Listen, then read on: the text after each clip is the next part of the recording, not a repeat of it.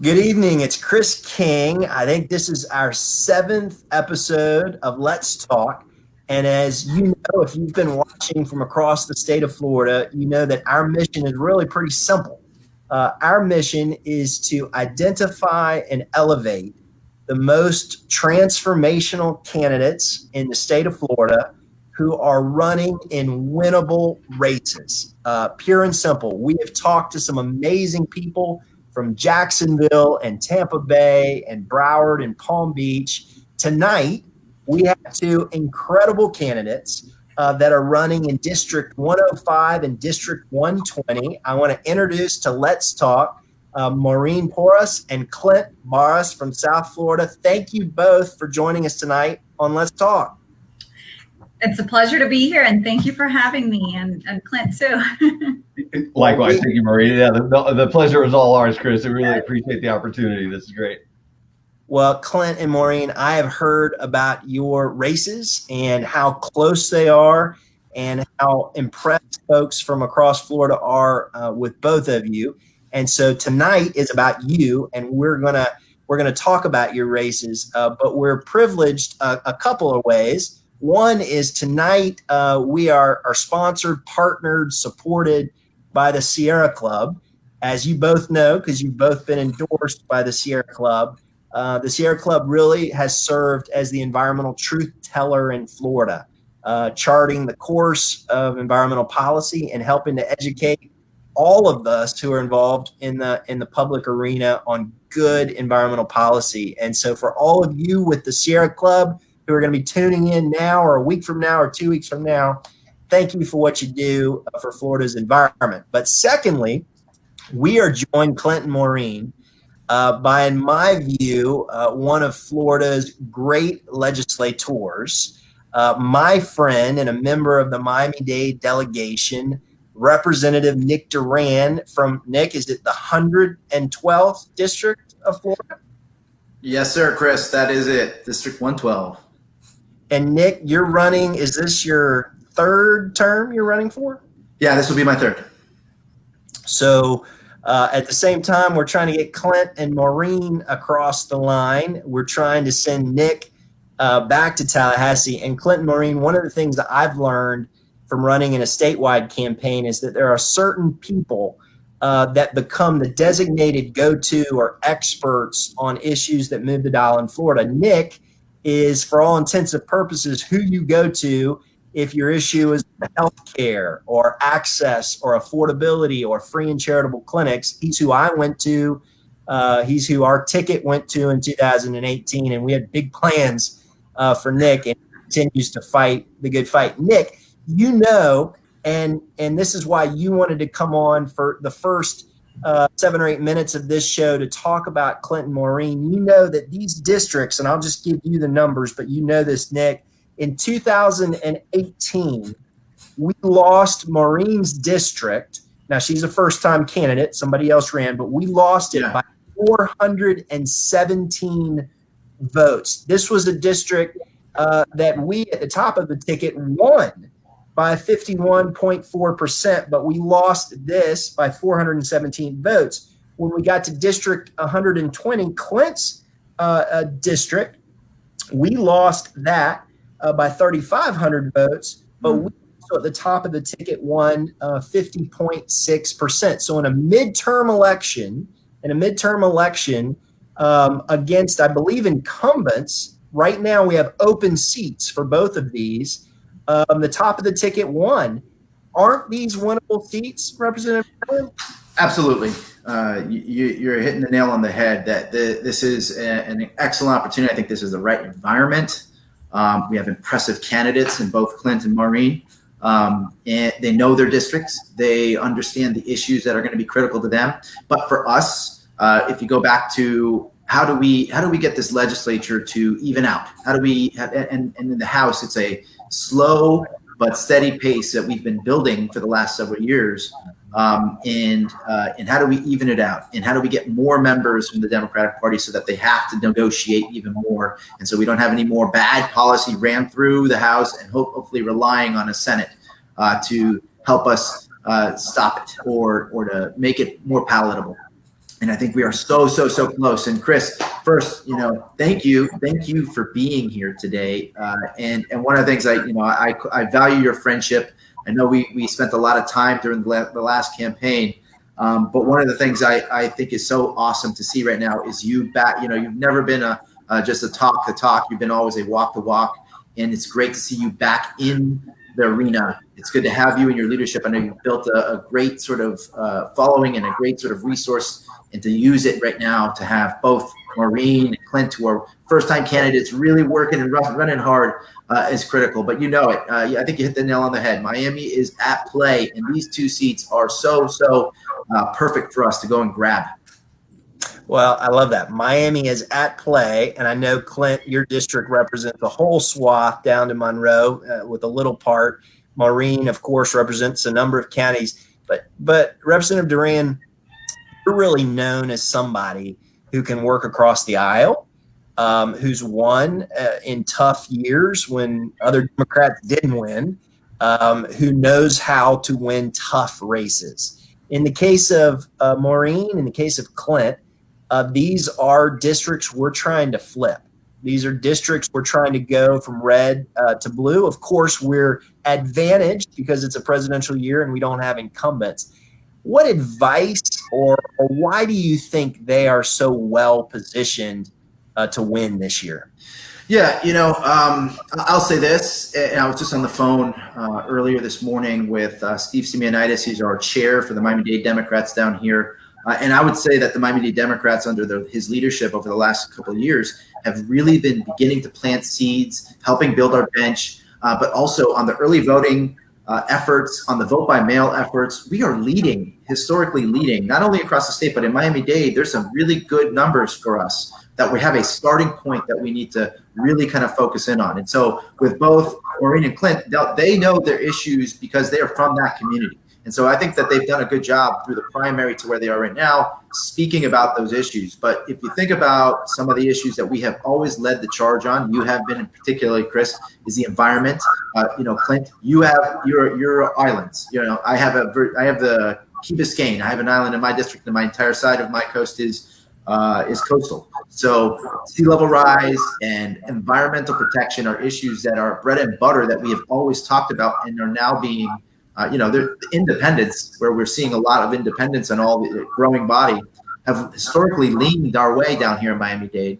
And so we have to engage there. But our numbers on our side have grown to the point where it's just about getting them out to vote. And we've done a lot of putting that infrastructure in place to do it. It's just about grinding it out between now and November 3rd. Representative Duran, what will I recognize as I've gotten to know folks in Tampa Bay or Central Florida or Jacksonville, North Florida, that every delegation has sort of a unique personality and character issues they bring to the table in Tallahassee. Maureen and Clint, when they're successful this November, will join that South Florida and Miami-Dade delegation. They'll be a part of those meetings, a part of that constituency building. What is unique about your delegation, and what sort of are the ties that bind the men and women that are a part of that? Absolutely. So I would say first, our delegation is one of the largest. It is the largest, I think. We're 24 members between the House and Senate. And over the last couple of years, several on both sides have worked to kind of really get united, because I think one of the things we all tend to say is Miami-Dade needs to go up and fend for itself. We tend to have this thinking that Miami-Dade has enough money, they don't need anything, and so we have to go up there and really scrap it out to get the funds that we need for a lot of the different issues, whether it's affordable housing, environmental infrastructure building, water quality, et cetera. But in the last 2 years, the last 2 years that I've been there, the Democrats, with the seats that we have taken over have taken the lead in the delegation. We're now at the front end of the voices at the front end and leading it. And what that provides for us is when you're in charge and you have you're the majority on the delegation, we plant people in different board seats across the district that are important, whether it's water quality, whether it's affordable housing, whether it's the public health system. we have begun to do that. We have a lot of that kind of leadership. And I think what we also do a lot of is really work hard to unite, even when we don't have the same sort of, I guess, ideals in some of our members from the Republican side. There is some way that we're always working hard to have a hand extended out to get folks together. So we're building. I think we're getting stronger, and quality candidates. Both Maureen. I mean, these are two impressive individuals who I've watched over the last couple of months, watching them kind of grow into being hardened candidates. We need their leadership. It's going to be critical. We have so many issues in front of us at play, and we're going to need the kind of leadership that they're providing. Want to provide their energy, their wisdom, their experience. Well, because I know we don't have much of your time tonight, but sort of a last question. You're exactly right. These are two of the most talented candidates running for state office, and two of the races that all of us. I'm from Central Florida. I'm watching Clint and Maureen's races carefully. If you had to, as a winning candidate, as now a longtime public servant, somebody that people really like on both sides of the aisle in Tallahassee, if you had to give Clint and Maureen one piece of advice as they go into the last 8 weeks of this race, maybe not on governing, you'll have plenty of time to talk to them about that, but on this last 8 weeks and how they hit their stride, what advice would you give them?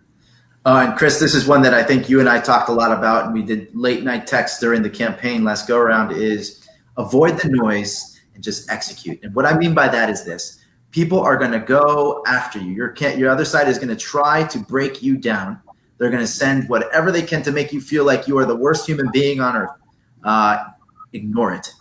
Engage. Make the phone calls. Build the team. Build that. Just focus on that part. Your message, your energy. Don't focus on fighting back with them, because that's what they're there for. That's what they're trying to throw you off. Keep your train moving forward. Focus, execute, avoid the noise. Avoid the noise. All right. Well, Representative Duran, super grateful for your leadership and what you do for the people of Florida, your friendship, and thank you for joining us tonight to support Maureen and Clint. I wish you all the best in your race. Thank you. It's good to be with you all. Thank you, Representative.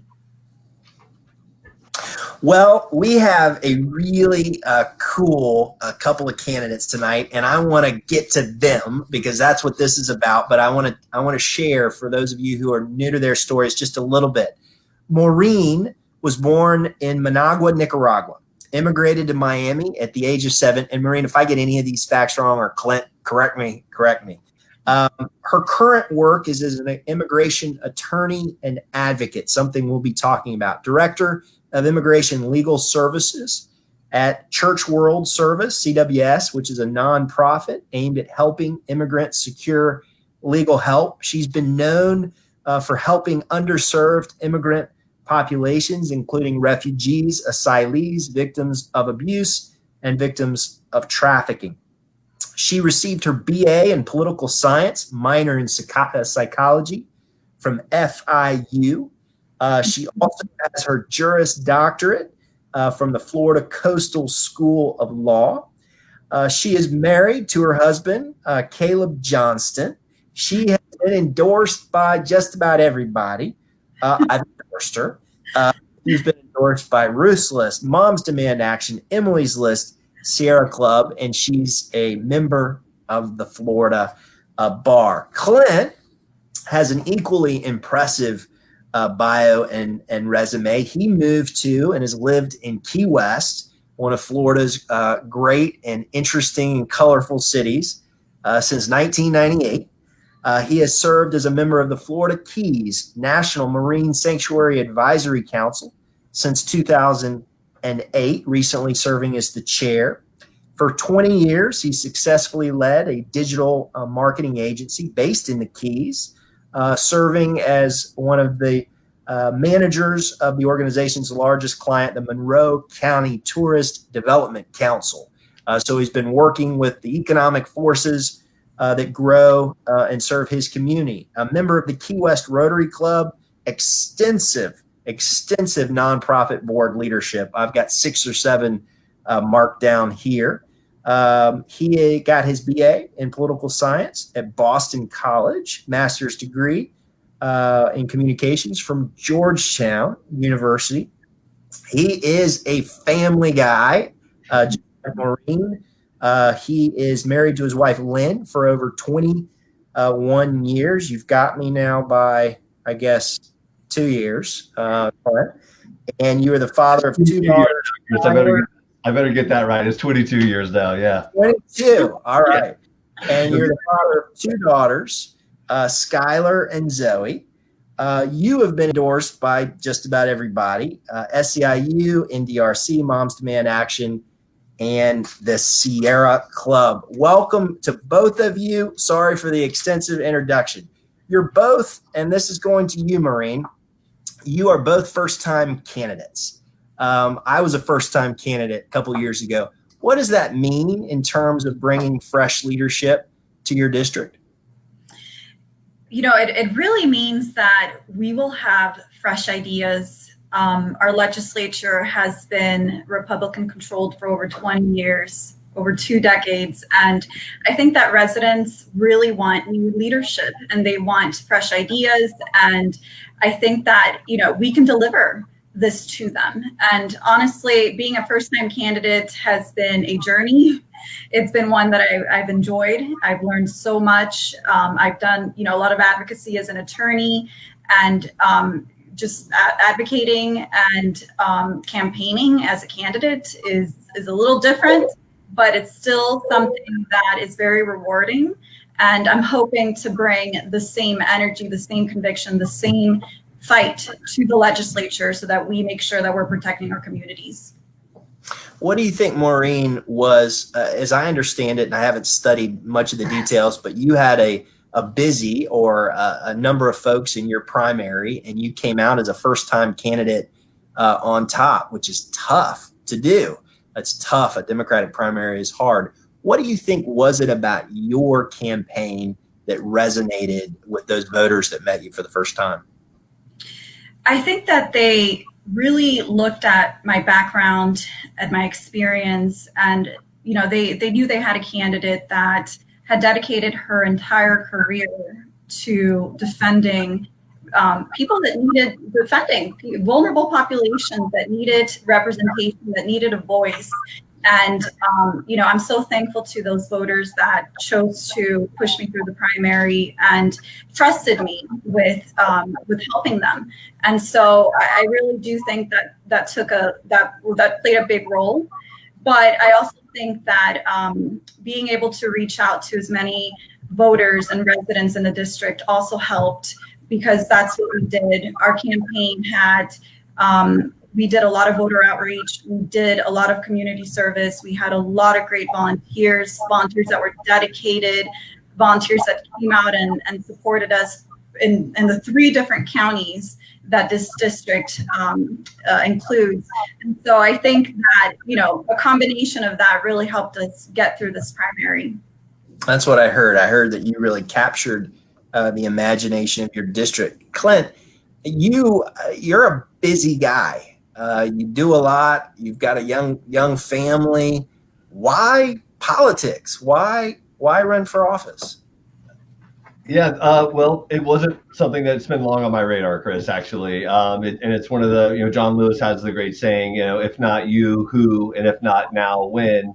And just like Maureen was talking about the pride that she has to be able to stick up for other people and kind of defend them and protect them. For years, I've seen what this Republican-led trifecta government we have in Florida has been doing to our environment and to our people, our communities.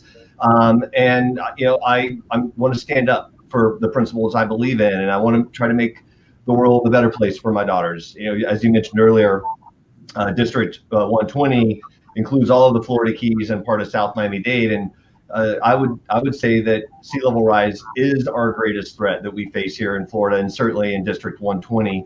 And our state currently doesn't even have a plan. You know, under our previous governor, Rick Scott, they struck the words climate change from, you know, the nomenclature there, and they've really had their head in the sand against science, frankly. And I think the same thing we're seeing that right now with the pandemic is a denial of the science and being able to follow through with the scientific recommendations, from the professionals that know how to deal with these things. And I'm certainly no professional in how to address climate change or sea level rise or these bigger issues. However, I certainly know the direction that we need to be pointed, and I will certainly bring in the experts that I need to help me formulate the best plan and the best judgment. And so that's really what this is about. It's about me standing up and trying to effectuate as much change as I possibly can. This is not about me. One of the other things I want to try to advocate for is campaign finance reform. What I have learned on the campaign trail is how much time a candidate has to spend on the phone calling around for contributions. And I don't think that that is the work of the people. I think that there's a better way that we can, have candidates run for office and then really have it the merits of their arguments and not how much money they can bring to a race, which should influence the outcome. So I think that my message in our district, again, a mental message. You mentioned about Nick, the healthcare expert. I will definitely be reaching out to him. Healthcare is obviously a really big deal for everybody across our state. Again, they've refused to expand our Medicaid program and bring in another 837,000 Floridians. So many things like that are just really puzzling to me. And again, I want to go up there and all the decisions that we make, just like the Iroquois Indians had the seventh generation when they talk about the environment. The things you decide now, what are those ramifications going to be 7 generations later? It seems like the decisions that our current elected leaders are making, they can't see past the next campaign contribution. So again, I'm just trying to do everything I can to move our state in the right direction, because we're not pointed there now. Clint, was there a moment? Was there a moment when you said, I got to do this? I got to do it. You know what it was really? Actually, I read an article in the paper that there wasn't a Dem running. And so I reached all across, the area, people that I knew that I thought would be fantastic. And it got to the point where I couldn't think of anybody else. And so I called Ron Saunders, who's a previous state rep, just kind of asking about the time commitments involved and things like that. And really, it's been a rocket ship ever since. He put me in touch with the state party. And so I filed in February, kind of late, relative to other people that have been campaigning long before I got into it. But yeah, I'm excited to be here. Well, we're excited to have you. Maureen, one of the things as I was reading about your district is that it's quite diverse in its political representation. So, and again, correct me because you're the pro here and I was studying it, but you are going to be, I think, representing parts of Dade, Broward, and Collier. And as I saw, the Dems and the Republicans each have about 32% of the vote, and MPAs have a bigger voter base. So how do you speak to independents? Why are independents going to like Maureen Porras? And that's a good question, because that's how we are going to flip the seat, by engaging independents. One thing that I've learned through campaigning is that they want a representative that will be honest, that will be focused on the issues, on the community, that's not going to place special interests before anyone.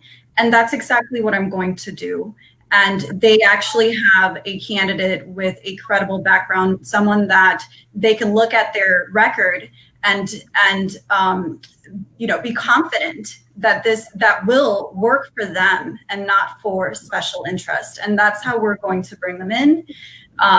There is something unique as well about this district that really corresponds with my nationality.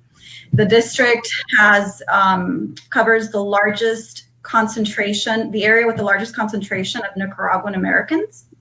And I would be actually the first Democratic elected official of Nicaraguan descent in the legislature. And I think that, Nicaraguans are very eager to see someone that, from their country represent them here in the US. And so I think that is also part of, what's going to help us rise. And again, the district is very diverse. That's just one section of it.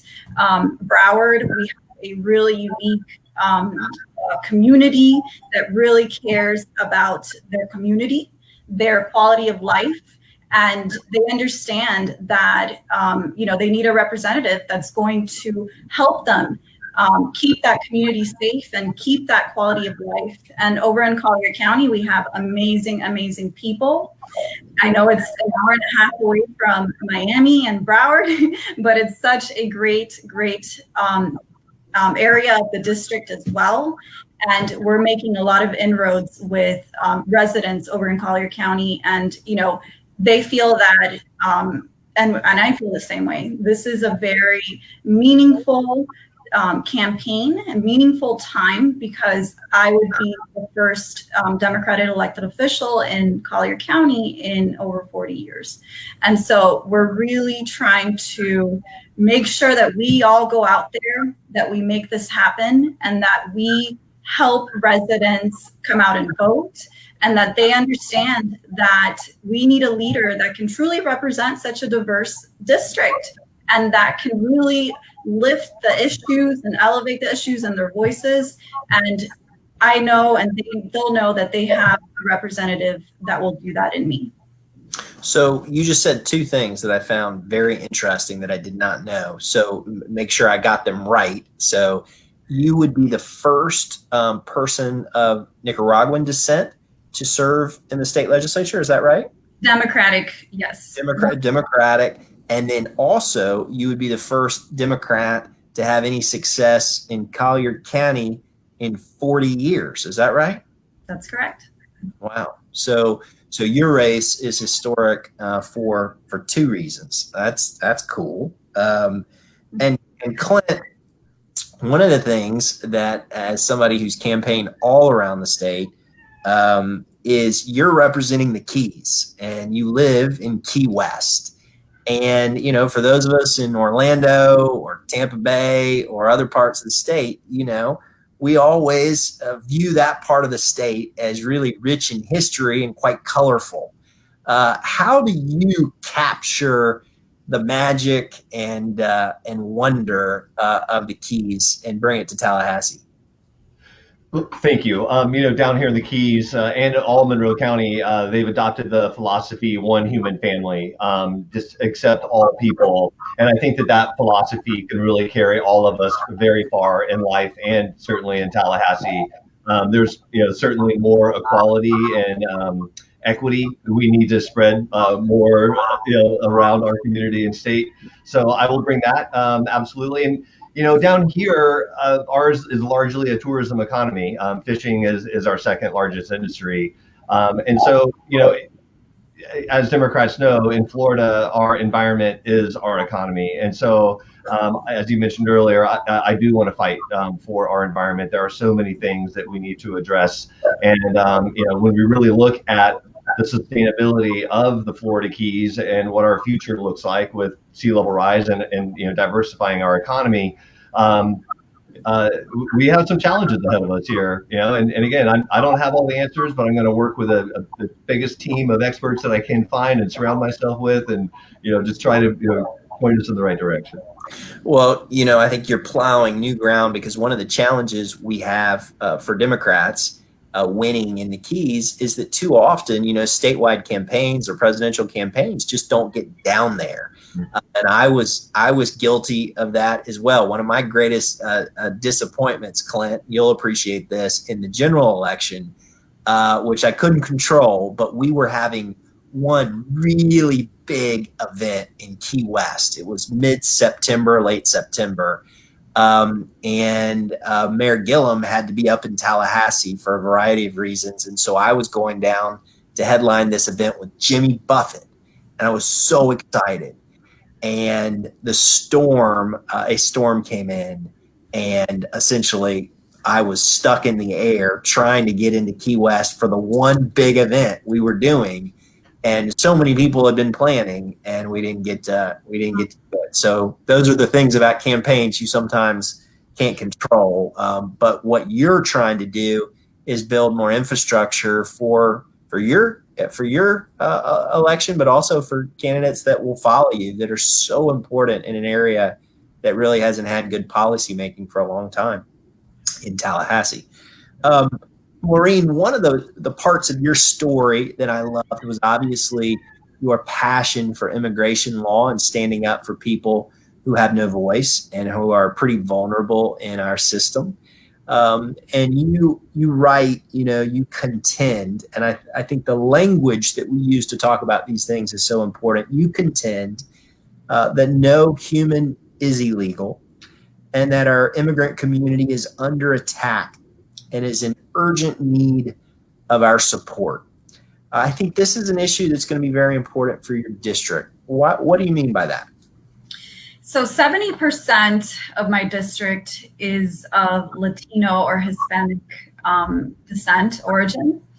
And we all know that South Florida was built by immigrants, and most of the U.S. was, particularly South Florida. We have a really large immigrant community, and we have, unfortunately, elected officials that are either immigrants themselves or that are, children of immigrants that are really trying to close the door on other immigrants when they had the opportunity and the chance. And it's a really, really big shame, because immigrants are hard workers, immigrants are resilient, immigrants contribute to our economy, they contribute to our culture.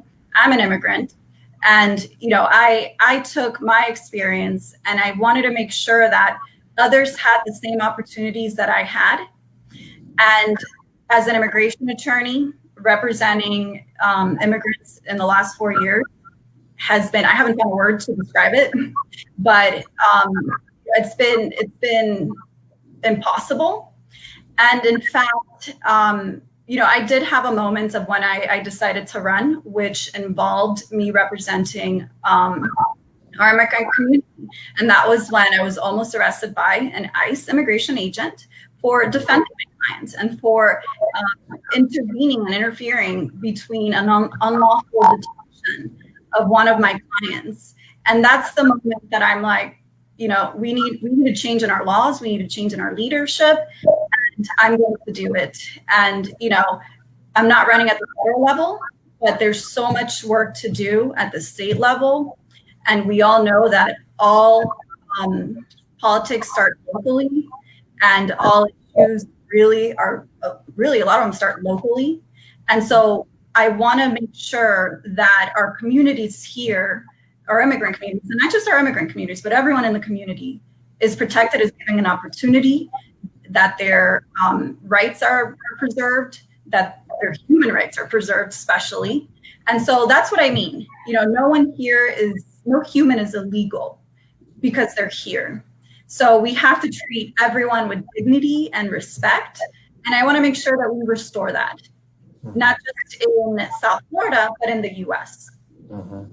Well, I think with the makeup of your district and with the fear that is felt by so many right now in the current presidential climate, your expertise on these issues and your experiences, as you suggested, with almost being arrested by an ICE agent, will lend such credibility as you seek to represent your district in Tallahassee. By the same token, Clint, one of the things that you have spoken quite forcefully about is also near and dear to my heart and to my public advocacy, and that's the issue of affordable housing. When we're talking about serving, as Maureen just did, underrepresented populations, you have made quite clear that the Keys, Monroe County, and the areas that you would represent have a real issue when it comes to affordable housing. Can you just share a little bit about that? Sure. Before I do, Chris, let me just mention, I was at the beach at Salute waiting for you with Jimmy Buffett to land. Yeah, I'm sorry. I hope we would have been good. And I Gillum came down solo like the next week, and so my wife and I were there holding signs for you guys. So thank you. And it's a really tough question. The issue of affordable housing here in the Florida Keys, specifically that portion of the district, because we're an area of critical state concern, and so we have development limits on what we can do. We're not a big city where we can do urban sprawl. We're islands. In fact, we have limits now on how much more we can actually build.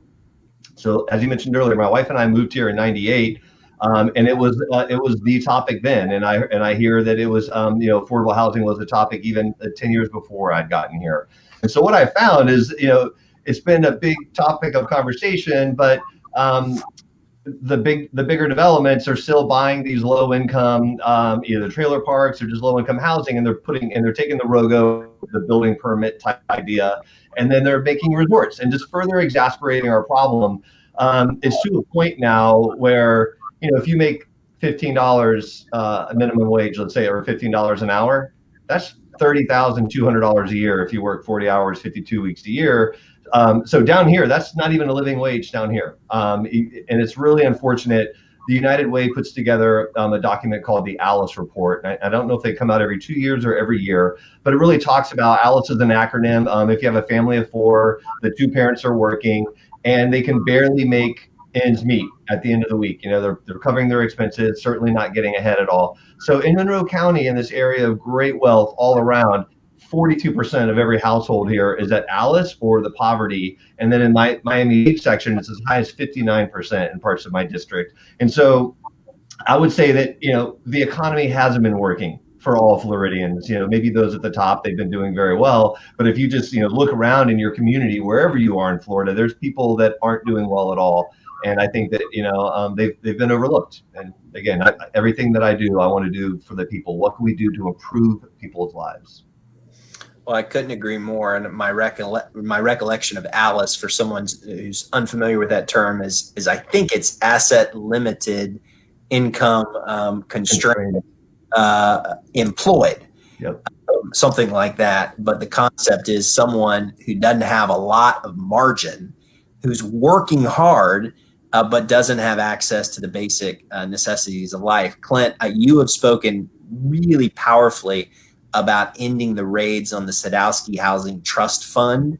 They've raided now almost closer to now $2.5 billion. I strongly encourage you, when you go to Tallahassee, if you can simply advocate on that issue, you will be a breath of fresh air for Monroe County. So this is the Sierra Club sponsored, so we've got to talk about the environment, one of my favorite issues, and something that you've both been endorsed by the Sierra Club. We talked earlier at the front of the program that this is one of Florida and the nation's leading environmental organizations. If you know anything about me, this was one of the areas that I really was attempting to lean into in my public service advocacy. So I got it right off the bat, Maureen. Climate change. You're going to be representing an area of the state where this is, in our view, I think all three of us, one of the most pressing issues of our time. We send you to Tallahassee. What is one thing you're going to be able to do to combat climate change? Well, first, I want to make sure that we recognize climate change and science. And I know that, one big issue, and I think the only one issue that each county in this very diverse district can agree on, and that has and is facing, is water quality. And so I want to make sure that we are properly taking measures and not just, providing lip service, and actually making sure that we improve our water quality. Because for the last 20 years, there's been a lot of talk about, we're doing this, we're doing that. We really do care about our water, but nothing has been done. And, there's a lot of policy issues. There's a lot of money issues related to our water issues. And I want to make sure that I go up there and we start properly funding conservation programs to restore the Everglades. Mm-hmm. Make sure that we're not misusing those funds. Make sure that we are enacting stricter pollution laws, because that's, pollution is a huge contributor to our water quality issues. And I want to make sure that we are really setting Florida up for a future where we protect our water. And it's not something that just comes up when we have an issue like Biscayne Bay. We tend to be reactive and not proactive. And so I want to make sure that we take a proactive approach to all of this. And I think that, being in Florida, we all have to care about our environment and about our water. And I think that every candidate, every elected official should have the environment and water, as one of their top priorities. So when we think about some of these big environmental issues, obviously climate change is the big goal, is addressing it. We think about energy, changing the way we think about energy. We talk about water quality. Clint, can I assume you would be opposed to to any form of well stimulation, what we often refer to as fracking in Florida? And I assume you would be absolutely good. Yeah. So, in Florida, we have a very porous topography. It's a limestone base. It's very, porous. Water can flow easily. And I think going to Maureen's part, what she was saying about our water quality is a lot of a lot of new developments are on septic tanks. And, you can put dye in a septic tank and just a couple of days later, you'll see that dye in the nearshore waters around you. And so we have massive amounts of septic tanks throughout our state, and that is actually affecting the water quality that's been killing Florida Bay and our reef, literally, as Maureen said, for over 2 decades now. And so there's some simple things that we can do to be proactive. And again, just be more forward thinking about what are we leaving, and what do we need to do to fix the problem. Don't leave it to our kids to clean up after us. You would be, I would assume, Clint, in favor of some sort of a permanent ban on offshore drilling. Obviously, the president sort of talked about that this week, but that would be something I would imagine near and dear to your constituents in Monroe, right? Oh, absolutely. Yeah. What are your thoughts? One of the things that I was talking a lot about, that the Sierra Club cares a lot about, is how we think about a renewable energy future, right? Is how we move. If we're really going to address climate change, how do government leaders take active, proactive, daily, yearly steps towards leaning into renewables? One example obviously is Florida is perceived as really behind in infrastructure development for electric vehicles. Is that something, Maureen, that you could see getting behind, supporting, for example, efforts to convert the state fleet into electric vehicles? Absolutely. And, we are the Sunshine State. We are not taking advantage of our solar energy, honestly, our capacity and our ability to bring in and have solar panels on every home, to have electric cars. And we're just not moving at the pace that I think we really should be. And I would absolutely want to see a future where we have, solar panels on every home. And unfortunately, I know that some homes have them right now, but it's usually the homes of wealthier individuals. And so I think the issue of climate change also has to do with social justice, because minorities are the ones that are being affected the most by climate change. They're not the ones that have solar panels on their roofs. And so they're the ones that are being affected by all these different, all the consequences, effects of climate change. And so really, to bring true social justice to Florida as well, we need to convert, and use renewable energy, solar energy. And again, we're Florida. We should be leading the way in this. Clint, same question. Renewable energy. What's kind of one thing, because I know you are an environmental, this is your area of greatest passion. What's one thing you can advocate when you go there next January? Sure. So actually, the new term, Chris, it's climate emergency. Climate change is what we were talking about for the last 20 years, and now we're talking about the climate emergency. And so, in fact, actually, this week I've released a 4-point plan to address, again, because our state has taken absolutely no action whatsoever. So the first thing we need to do, as Maureen was talking about earlier, is to identify all the different sources of carbon. Where are the sources that we need to look at? So really have a whole intergovernmental agency task force put together to kind of assess where we are, what are the best steps forward. That would be the first point. Clean energy for all. I've seen commercials for Amazon. They're going 100% clean energy by 2035. My goal is 2050. We got to get something on paper, something to aim for, right? So when the astronauts went to the moon, we didn't know how we were going to get there. We just had a goal, and with dedication and perseverance, we got ourselves there. We got to have a goal. So let's say 2050, we'll convert all of the state vehicles and infrastructure to 100% renewable.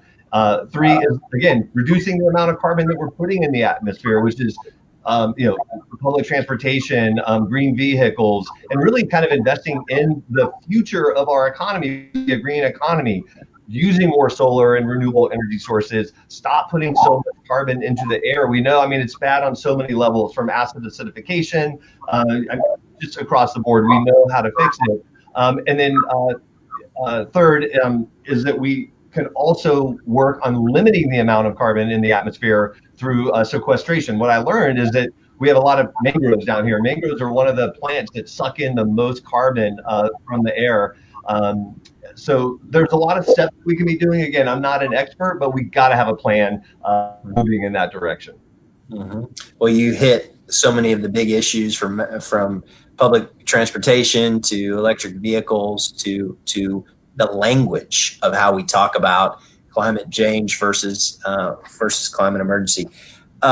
Maureen, one of the things, you're an attorney, and as you know, one of the things that Tallahassee and the one party rule that has led Tallahassee now for 20 plus years has been so successful at doing when it comes to our environment is preempting really home rule. In other words, local communities say, we want to do better. We want to do better with utilization of plastics or water standards or you name it. And a city in your district wants to do better, and Tallahassee comes in and says, not going to happen. These are the rules we play by. You're not going to do better. You're gonna stay at our standard. What are your thoughts on preemption and that kind of home rule thing? I support home rule. I think that we need to allow the entity that's closest to the problem to resolve it.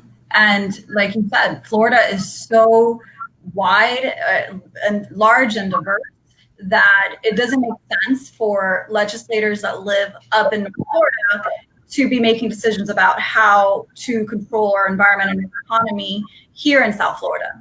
It just doesn't. And so, I really do think that we have to get rid of these preemption laws. And I know that, unfortunately, legislators have been using them to control the state. And we need to give that power and authority back to the local governments. Clint, did you want to add something to that? Yeah, I did. I just wanted to mention that at the end of the last legislative session, Key West voted to ban certain sunscreens that had two chemicals that are known to kill coral. Well, in the 1970s, our coral reef had about 45% coral cover. Now we're down to about 2% and declining. And so little measures that we can take, we're trying to do everything, clean the water. In fact, that's part of the reason why I'm running is because some of the issues that we need to address, clean water, that's a state issue. There's only so much we can do here locally. But one thing we did do is Key West banned these two or sunscreens that had these two chemicals.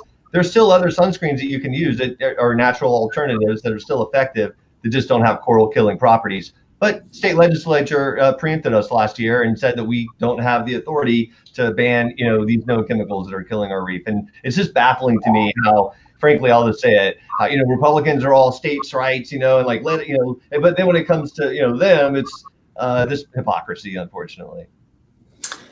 It's been a very effective tool to essentially abide by low standards, right? And cities and mayors have tried to lead, and this has made it much more difficult. Maureen was referring to sort of some of the water pollution issues. Couldn't agree more with sort of stopping pollution as its source, regulating water standards. Clint, on another issue as it relates to water quality that has some impact and effect on your district, and it's something that the Sierra Club has talked a lot about. It's a more complex issue. Environmental groups sort of see this differently. I just wonder how you plan to sort of get your mind around the issues and lead. And that's really the issue of the EAA storage reservoir and stormwater treatment area. We don't have the time to get into the details, but essentially this has been one of the bigger ideas when it comes to water quality and storage in trying to obviate some of the negative consequences of what we've seen in the Everglades and in Florida Bay. And the Sierra Club has said that the current design is flawed, the footprint is too small. Other environmental groups have not taken the same position. How do you, I think this issue is indicative, illustrative of a lot of environmental issues. They can be complex, they can be nuanced, they can be hard. How do you press into that area in a way that makes an impact? Yeah, again, I'm just going to rely on as many experts as I possibly can to help me find the right path. And you didn't mention about the Turkey Point power plant, which is actually touching between Maureen and I's district. This is at the top of the Keys and just south of Key Biscayne. They just applied to the Florida EPA to renew their permit for another 80 years, which would make it the oldest power plant in the nation. And in another 30 or 40 years, it'll be underwater. But more importantly, they have cooling canals, which is how they cool off their water. It is highly saline, and the water has been leaking through the cooling canals now for years and encroaching on our well field. The entire Florida Keys get our fresh water from a big hose, basically that's in this aquifer, and this salt intrusion has been, getting closer and closer. FPL, Florida Power and Light, haven't been addressing the environmental issues that they were told to, and now go and apply for this extra permit. And again, it's just one of those things where it's fox watching the hen house. Like, it's obviously a bad idea. Can we move on? I can tell you, Clint and Maureen, anytime I did an event in your part of the state, I heard about the Turkey Point power plant. I mean, people, if there was something that just fired people up, it was that issue. Maureen, sort of a closing thought on the environment. I presume your advocacy is whether we're talking about renewables, whether we're talking about electric vehicles, public transportation, preemption, you name it.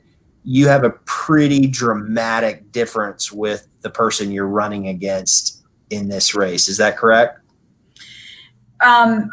He's just like your regular Republican that claims to really care about our water quality issue, and that will go in and vote along party lines, and that will honestly keep the status quo of the last 20 years, where you give a little bit but not enough for us to actually fix our water quality issues, our environmental issues. And they'll say that, yes, we have water quality issues, but they won't admit to climate change being real. So you just really don't match. And so, yes, so you're facing someone that is just going to keep the status quo, that will continue to vote along party lines, to not fully fund conservation programs, not really get to the heart of the issue, and just going to honestly give us another 2 years of Republican mentality and really not address those issues. Well, for the 37% of independents, I think, that are in your district, and if there's one thing I know about independents, the environment moves the dial. This is not a partisan issue. This is a hugely concerning people issue. And there's only, if you want to vote for the environment, in my view, in your district 105, Maureen, there's really only one choice. And I think that's the thing that we all are going to have to make so clear in the days ahead in your district. And then in Clint, I think the fact that you got a 4-point plan, I'm sure there's been some good Republican or decent Republican representatives over the years in Monroe County. I doubt any of them had a 2-point plan they wanted to do for the environment of your region. And so I encourage you in that effort. And as somebody who's had to study these issues in a really nuanced way, I just encourage you to lean on organizations, like the Sierra Club, because they have experts and pros who have just been waging these battles for years, and they know where all the traps are, and they know where all the false promises hide. And so I think you both are just going to be at the top of the heap when it comes to environmental advocacy in Tallahassee. And I think with that kind of backup, great things can happen. Final kind of fun question, because we're almost out of time. Maureen, I heard one thing that was a little troubling about you and your husband. I heard that you are a big, and tell me it's not true, big Miami Heat fan. Well, I'm a sports fan. yes, when it comes to basketball, I do love the Miami Heat. I'm a Miami girl. You have to.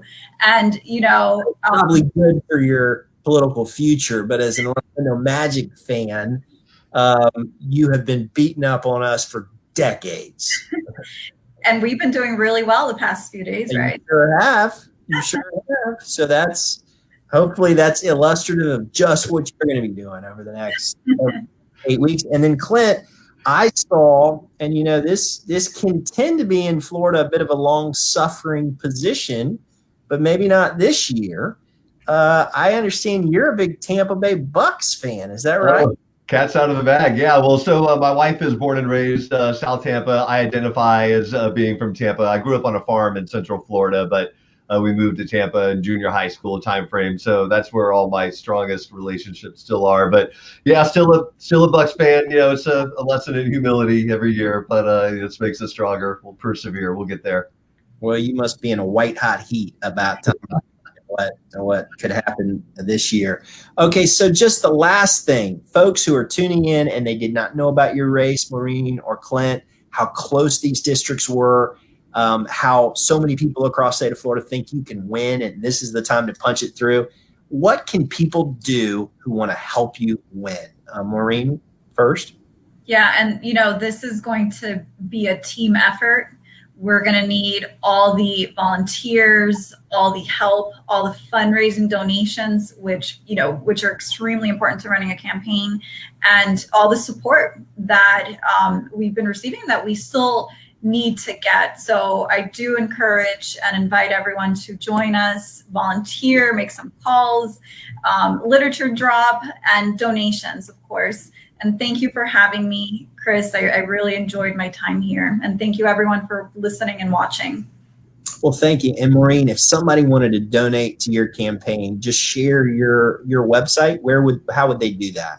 Yes, it's maureenporras.vote. So my first and last name .vote. And they can just go onto that site and give you a contribution from there. You'll see the big donation button. And Clint, somebody wants to help change the keys and elect you as the next state representative. What do they do to help? Well, I would definitely just say ditto to everything that Maureen said. Volunteer. With the pandemic, it has certainly changed the landscape of what a traditional campaign is. There's no events, no shaking hands, none of that. So there's a lot of virtual phone banking, text banking, literature drops on doorsteps. I know in Miami-Dade, they're actually doing some old school canvassing, door knocking, but I think we're just going to respect the social distance, going to do some more drops. But again, for Florida, there's the web address on the side back there. Please, any support, financial, volunteers, time, and then please just tell all your neighbors to vote for us, because just like Maureen, my opposition is more of the same. Climate denier, just refuses to take the water pledge. So it's really not what we need in our district at this time. We cannot wait to address the climate emergency. We need to act already. So the sooner the better. So clintforflorida.com. And I would just encourage folks who are watching, please, one of the most basic things you can do, it doesn't take any money or effort, is share this program so more folks know who Maureen and Clint are and why they can win, and why it's so important that they win right now. I would also ask you to make a contribution, whatever you're able. We're supporting these candidates because we believe in them. We believe that they can win these races and that they can change the future of their districts. But they can't do that alone. These races are expensive. The Republican and GOP control wants desperately to hold on to these seats. But remember this.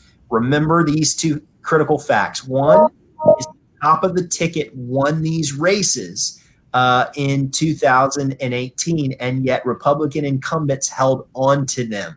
So we know that the votes are there. Number two, this is a presidential year, and these are both open races. There are not incumbents. So we've got fresh, very talented first-time candidates who are seeking to bring it home, and we must support them. So Maureen and Clint, I'm just thrilled to have had you. I appreciate your time. I know how busy and how hard campaigning is. The Sierra Club sends their love and support as two candidates that they have endorsed and appreciate your environmental policy stands. Representative Nick Duran and the whole Miami-Dade delegation and South Florida delegation are rooting for you. So we hope very much in a couple of months to announce you as two of the newest state representatives, and sure appreciate your support. All our best in the days ahead. Thank you so much for being with us. Thank you. Take care. Good night, everybody.